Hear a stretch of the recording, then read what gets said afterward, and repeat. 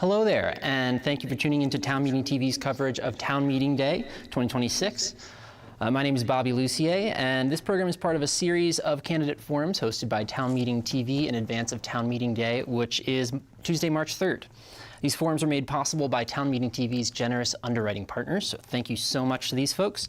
You can find all of our forums at cctv.org/TMD2026 or on our YouTube channel where we have auto-generated captions available. And if you're tuning in on YouTube, you can also click the subscribe button to stay tuned to local democracy this election season. On tonight's forum, we have two candidates running for the Ward 7 seat in the Burlington City Council. And their names are Bill Standen, the Progressive, and Evan Litwin, the incumbent Democrat. So thank you both for joining us tonight. Thank you. Appreciate it. And we've prepared a list of questions for both of you, but you'll have 90 seconds to respond to each question. We'll be keeping time. Rebuttals will be allowed only if one of you names the other directly, in which case you'll have 30 seconds to respond. And if you are tuning in live, we welcome your questions at 802-862-3966. It looks like we already have a caller on the line. So we're going to start with opening statements, and then we'll go to our first caller. And if you call in, we will do our best to prioritize your question, though we will also screen calls to ensure that questions are not repeated. And we're also going to ask that you make sure your question is directed to both of the candidates tonight, so not just one candidate in particular. We want to make sure that both candidates have equal time tonight to speak. You can also submit questions for future forums online at cctv.org/TMD2026. So let's get started with opening statements. Thank you again, both of you, for being here. And we'll start with you, Evan Litwin. 1 minute for an opening statement. And the question here, why do you love Burlington? And why do you want to continue to serve as a city councilor? Oh, wow. Thanks for asking the question, and thanks for having me. And thank you to Bill for joining me for the conversation. That we don't have a minute to talk about why all the reasons why you could love Burlington or one loves Burlington. But I'm thinking a lot right now about beyond, originally it was the lifestyle that we could live here, the healthy lifestyle, beautiful outdoors we have. But recently it's become more and more and more clear to me how valuable the community is here. Whether it was during the pandemic, where we really led the nation in taking care of our neighbors and our community, to right now where we're seeing extreme disturbing overreach by the federal government and a community here that is just soundly rejecting that vision for our community. So I'm excited to work with my progressive colleagues, the mayor, and all of my neighbors to make sure that this community is safe, and I feel like everybody's ready to do that. So that's probably why I love it most right now. Evan, that was perfect. 1 minute, spot on. Thank you so much. Bill, you have 1 minute for an opening statement. What do you love about Burlington, and why do you want to serve as a city councilor?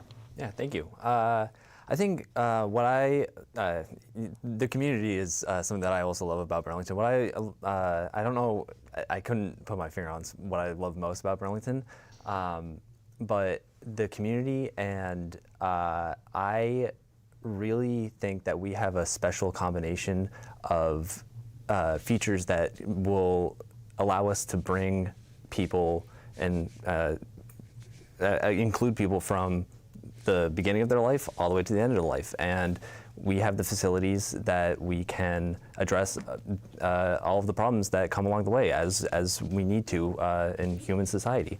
I think that Burlington has, like I said, a unique set of features to really address those problems, and that's why I want to be a city councilor, because I want to be part of solving those problems. Great, thank you both so much. It looks like we have a caller on the line. Is that correct? Looking around, yes. Okay, so we are going to answer our first phone call of the night. Hi there, caller, can you hear us? Yes, hi. I can hear. Great, can you share your name, where you're calling from, and your question for both candidates tonight? Yes, my name is Dave, and I live in Burlington. No better place to live than Burlington, so I'm excited to call in tonight. My question is in regards to, I know both candidates were at the NPA meeting last week, and there was discussion about the 2020 vote when it came to defunding the Burlington Police Department. And I couldn't quite hear, and I know there was a discussion between the two of them, but I'd like to know where they both kind of stood on that. I know they weren't on the council, but I'd like to hear their thoughts and their their opinions on that vote, and where do they think that has left us in regards to public safety here in the city of Burlington. So thanks very much for taking the call. Great. Thanks so much, Dave. We appreciate it. And we'll start with you, Bill, on this one. 90 seconds, your position on the 2020 vote regarding the police department in Burlington. Yeah, so I was very supportive of that. I thought it was great. At the MPA meeting, I said it was one of my kind of shining examples of liberalism kind of coming out of my more conservative background. And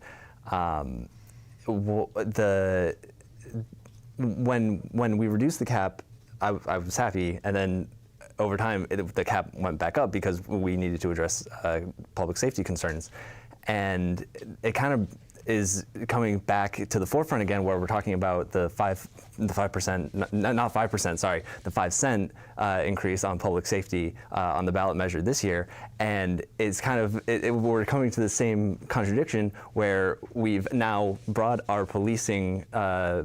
Our police department and our public safety budget back to the forefront, where we've agreed that we need to have it a little bit higher than that cap was to address our public safety concerns, and we need to fund it. And I think that it should be pretty easy to say that we need to fund that now that we have all seen that we need it in our community here. Thank you so much, Bill. Evan, your thoughts on the 2020 vote? This might be one spot where I respectfully disagree. Essentially, what I will say about the 2020 vote, which again, I was not on the council at the time, was that there was a lot of good things in that resolution around racial justice, inclusion, and equity that really we needed to deal with and reckon with as a community. That being said, and I said this 2 years ago, I believe Councillor Jang at the time was looking for an opportunity to study further before making the decision that was made, and I would have supported that.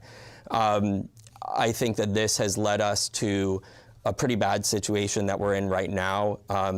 We thought, the decision makers at the time thought that this was going to lead to just a natural rate of attrition, and it didn't. We lost dozens and dozens of officers.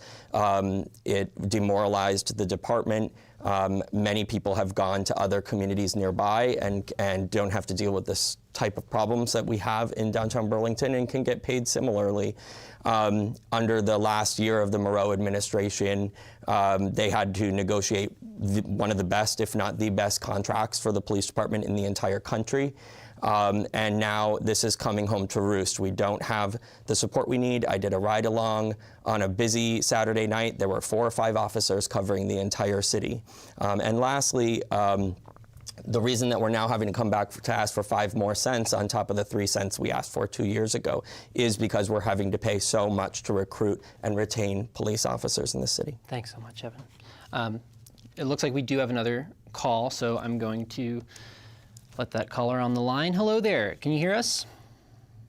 Yes, I can hear you. Hi, great. Can you share your name, where you're calling from, and your question for both candidates tonight? Hi, so my name is Dylan. I live in Burlington, Ward 7 specifically. And I guess the main things I'm calling about tonight are about the housing situation in Burlington. I'm kind of concerned about just how, rental costs have been going up and how our city just doesn't really seem to have a lot of housing supply. So I guess my question is, how will you work to stabilize or reduce rent while still encouraging developers to build more housing? Great. Thank you so much for that question, Dylan, and we'll start with Evan Litwin on that question. Thanks. 90 seconds. That's a really tough question, and as a lifelong apartment dweller, I'm sensitive to that reality. If I didn't live in a Champlain Housing Trust building, I absolutely wouldn't be able to live in Burlington and may not even be in Vermont today. And I think that's why we're seeing a lot of young folks just leaving the state.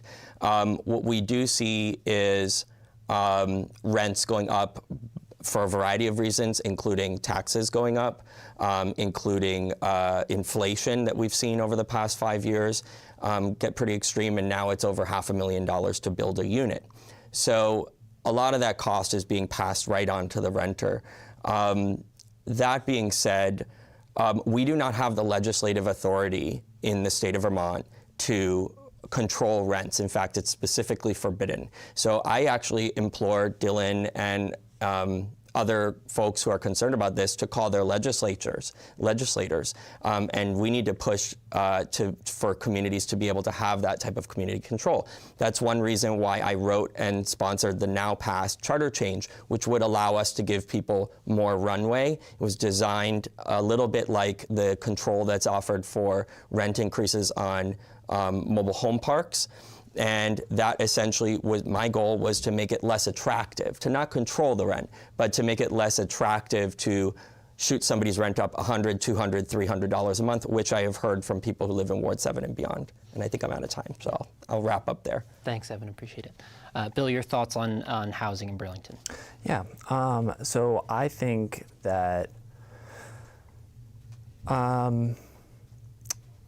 Burlington is in a unique situation with housing where we, especially I'll talk about Ward 7 specifically. Ward 7 is a suburban sprawl, kind of. We're packed in as much as we can be. In Ward 7, I think that the only way that we're going to make more housing there is by demolishing old housing or chopping them up into smaller subdivided units.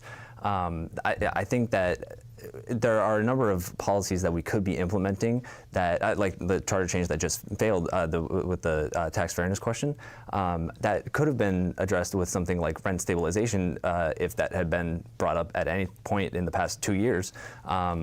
But it wasn't, and so now we're in a situation where we can't have cake and we can't eat anything. We just can't have. We just have rent going up through the roof.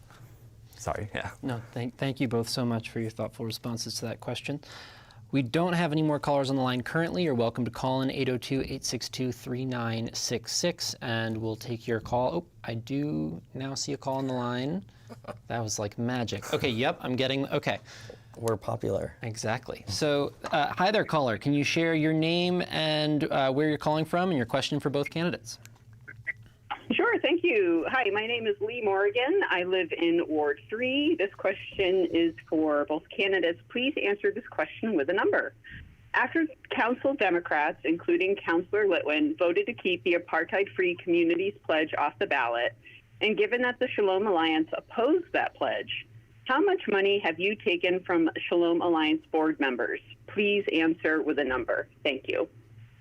Thank you, Lee, for that question. The question being about how much money you've taken from the Shalom Alliance in donations to your campaign. We'll start with, I think actually we're starting with Bill Standen here. Yeah, I think if I understand the question correctly, 0. Okay. Evan? I don't know who is on the Shalom Alliance board in totality.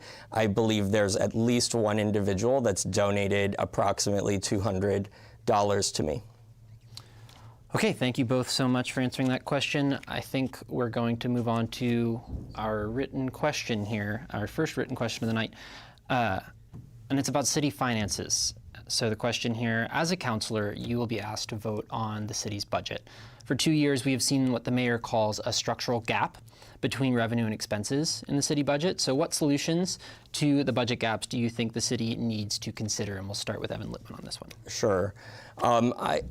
This is tough for 90 seconds, but what I will say is I don't know if I agree that it's a structural budget gap. What I would say is that we have dropping revenues. This is something that's happening in a lot of places, and certainly after the pandemic.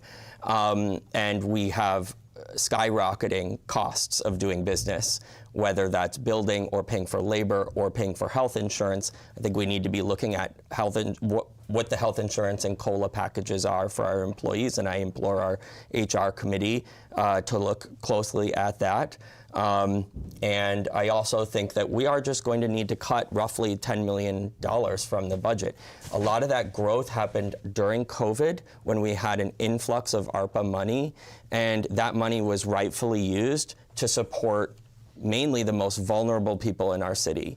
And that resulted in additional growth to the budget that just simply hasn't been, that vacuum hasn't been backstopped with any sort of additional federal grants, which I do not foresee happening under the current administration. So we're going to have to make some of the hardest decisions that this council has had to make in at least 10 years. And we need to have a really honest conversation as a community in every ward about what do we think are essential city services That doesn't just mean police, fire, fixing water main breaks. I agree, those are essential, but we need to get comfortable with what are we willing to not have for a little while we weather this economic crisis. Thank you, Evan. Bill Standen, your thoughts on solutions to the budget gap. Yeah, thank you for coming back to this. So I think that the mayor has been talking about this structural budget gap for 2 years. It's been something that has been rolling down the road. We've known that it's been coming, and I thought that our city council was having conversations about this. I thought that we were having the conversations to address this, but it's here. The $10 million plus budget gap is here. And when we were at the NPA meeting last week, it was really alarming because the mayor has been talking about we either need to raise revenue or make cuts. And we went to the school board, and the school board said, if we have cut everywhere that we can cut. If we cut any more, we are cutting teachers. We are cutting our educators. That's a failure of government. We can't put ourselves in that position. Yeah, and so I guess to address that, my main way would be to raise revenue. I think that we need to bring business in. I know that business is fleeing other parts of the state, other parts of the city. I think that we can find new innovative ways to bring it into the new North End. And I think back to the tax fairness thing, I think that rent stabilization would make that a viable option for, again, raising revenue to address this budget gap. Thank you both so much. We're going to move on now to the school budget, which is separate from the city budget.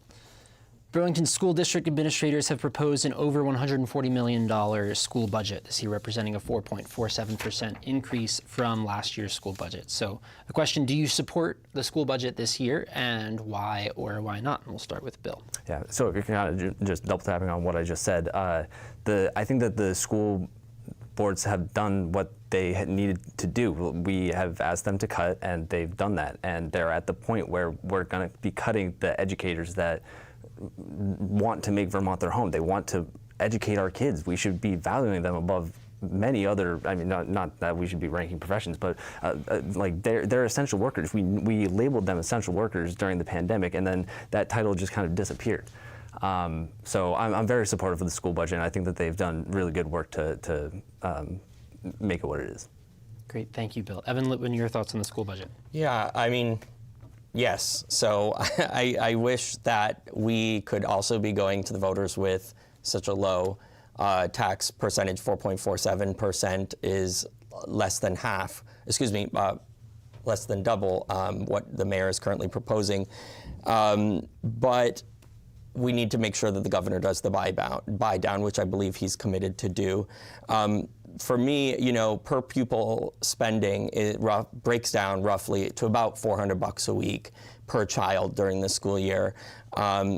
However, you slice it. And I think currently the way that our federal government is acting, the way that they're using Project 2025's goals to dismantle many of the federal agencies and make them more ineffective, including the Department of Education, this is not the time, in my mind, as a community to question our investments in our kids and our families and the future of our community. This is the time we double down on those investments and we open the beautiful new school in fall, which I'm really thrilled about. And they, again, worked hard to come down to make sure that they did not have to borrow tens of millions of additional dollars that they had originally thought they had to come to voters with. So thank you to the school board and school superintendent who worked very hard on that budget. Okay, thank you both. Sounds like a yes for both of you on the school budget. We're now going to move to the other ballot questions that voters will see in March. So the question here, what is your position on the items that voters will see on the ballot? Specifically, we're talking about the charter change item for the formation of the Racial Equity, Inclusion, and Belonging Office, and also the proposal of a 5-cent police and fire tax to support the public safety budget. And we're starting with Evan Litwin here. 90 seconds for both? All right. We know because it's two of them. Let's do 2 minutes. I think. Let's do 2 minutes to address both of them. I appreciate that because I believe the conversation around racial equity, inclusion, and belonging is deserving of that time. to sort of nutshell that, I absolutely am supportive of chartering the REIB office. It represents less than 1% of our general fund, and for that modest investment, we get quite a bit. We get coordination across many different departments, so that there's not this sort of silo effect that can happen, and voices can be left out of the table. And then policies get made, programs get developed, and after the fact, we realize that they're not equitable, that there's some issues, and then that's actually more costly, in my opinion, to then have to go back and change those programs or make those shifts. Bottom line on that is that a yes vote to me doesn't change the budget. It changes the durability of our commitment to the city that works for everyone, and mainly it ensures that even in this crunch, no Burlingtonian is left behind because of historically rooted systemic systems of oppression, because of age, ability, or any other identity that comes into that. And that's why I support them. They're going to be taking on the Council on Aging work. They're going to be taking on some of the accessibility work, and that with a population of quite an older population we have in Burlington, we need that. And so I thank them. And 30 seconds left here if you want to address the Absolutely. public safety tax. So in terms of the public safety tax, I think the voters really need to decide. That's why I have voted to push this forward for them. We do need to have a conversation about it. A no vote is not going to mean that we have to cut police and fire. There's no fat to trim from fire whatsoever in that budget.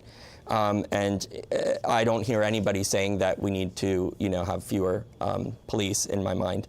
But what I will say is we need to see strong commitments from this mayor for really deep cuts, and I think voters deserve to hear that before they have to make an informed decision on the $3 million. So I'm hoping that in the next several weeks we will get some real clear answers from the mayor about how deep her cuts and where they're going to be before voters cast their ballot.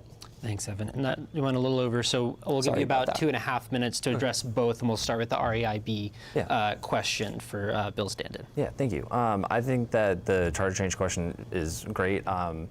The REIB is one of those offices that came out of the 2020 really progressive policies that we were kind of coming to as a city together. And I think that putting in the charter change is, I think it's great. As for the 5 cents, sorry, it's hard, 5 cent, 5%, 5 cent increase on public safety. The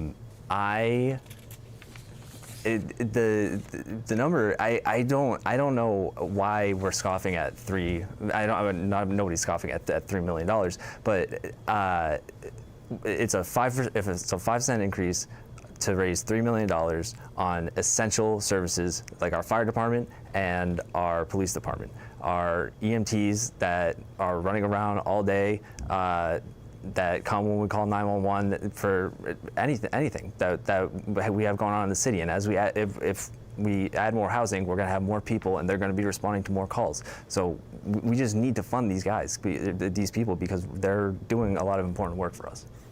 Great, thank you both so much. Looks like we have another caller. Caller, can you hear us? Let's try that. Hi there, can you hear us? Yep. Great. Hi. Can you share your name and your question, and where your name, where you're calling from, and your question for both candidates? Yep. My name is Sherry. I'm in Ward 7, and two-parter. But for Evan, you've been in this position for 2 years. What do you feel like is one of your biggest accomplishments that you've had so far, or something you're proud of that you did in these last 2 years? And then for Bill, what do you hope to accomplish? What are your goals for this upcoming 2 years if you do get elected? Okie doke, thank you so much for your question. And we're actually going to start with Bill Standen on this question. So what do you hope to accomplish on the council? You got 90 seconds. Yeah, I hope to support the mayor in closing this structural gap. Councilor Newbeezer has a really great affordability plan. I hope to see that kind of flourish and see what he can bring to the table on that. I really hope that Ward 7 can lift the burden off of its homeowners and its residents, because, like I said, we have suburban sprawl where a lot of residents, our revenue comes mainly from residents. I would really like to see more commercial business be driven into the New North End, so that balance can kind of be shifted a little bit off of our residents. Yeah, and just to touch on what's going on at the federal level, if they come, I hope that we're ready to stand up, because it's kind of time. It's here. It's time to really get to thinking about where we stand on human rights and stuff like that. So I hope that I can meet that moment. Thank you so much, Bill. Evan Litwin, your thoughts on your biggest accomplishment in the council thus far? I have been, in my mind, one of the most effective counselors. I've written policies and resolutions every 6 to 7 weeks on average, all of which have passed bipartisanly. Probably the most time-consuming effort I made was around looking at syringe litter, which we were hearing from the community was an increasing concern. And I engaged our Board of Health to kind of start the process, kick it off, conduct a report for us. It was a great report. I really appreciated the time that those volunteers put into that. And then took that report into CDNR, which is Community Development Neighborhood Revitalization Committee, which I work on with Councilor Newbeezer and Schachter. And we conducted another several months of stakeholder conversations and research and digging into the data at the state level, and issued a report that's available online on Civic Clerk with a variety of recommendations to the city, and worked very hard to, I think we'll start to see the fruits of that this year with new collection sites, but also more accountability and oversight of SSP or syringe service provision programs in the community. And I believe that it's an important service, but it needs to be operationalized really well. And I think that had not been happening. Great, thank you both so much. We've just got a couple minutes left, so I think I'm going to turn it over to closing statements for, let's say, maybe 30, 45 seconds here. And we'll start with Evan Litwin, the incumbent. Well, things went fast, so I appreciate all the calls that came in. And one of the things that I guess I want to say to folks is I'm excited to come back and be to put my name back in there to work for Ward 7. It's been 2 years of a learning curve, so I feel like I'm ready to hit the ground running.